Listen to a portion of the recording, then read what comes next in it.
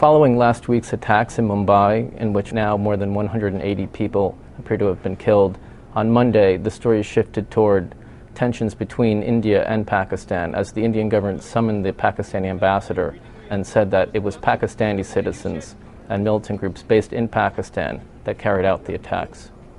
He was informed that the recent terrorist attack on Mumbai was carried out by elements from Pakistan. Government expected that strong action would be taken against those elements, whosoever they may be. Fingers are pointing right now at a group called Lashkar-e-Taiba. It's a group that's been around for quite a while, whose primary grievance is the situation in Kashmir, which is divided between India and Pakistan.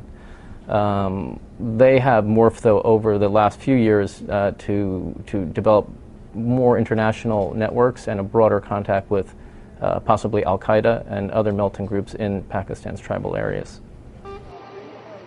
This kind of attack might be an effort to redirect the efforts of the Pakistani military more toward India and create tensions between India and Pakistan.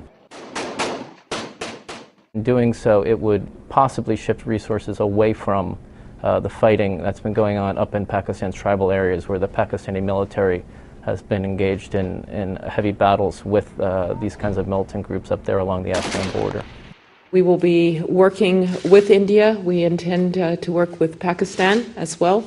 The people who perpetrated this must be brought to justice, and ultimately the terrorists have to be stopped. By midweek, Secretary Rice will go to the region in hopes of easing tensions between the two countries.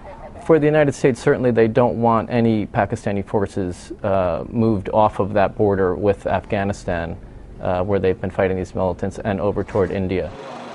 The United States would really like, if anything, the Pakistanis to be able to move more forces from the Indian border and up toward the tribal areas to help fight these militant groups who use northern Pakistan as a base to launch attacks on American forces in Afghanistan. But what the Pakistani government can do at this point is not very clear. These groups have become embedded up in the tribal areas where the Pakistanis are fighting very heavily on a military front, but they're not making a lot of traction at this point.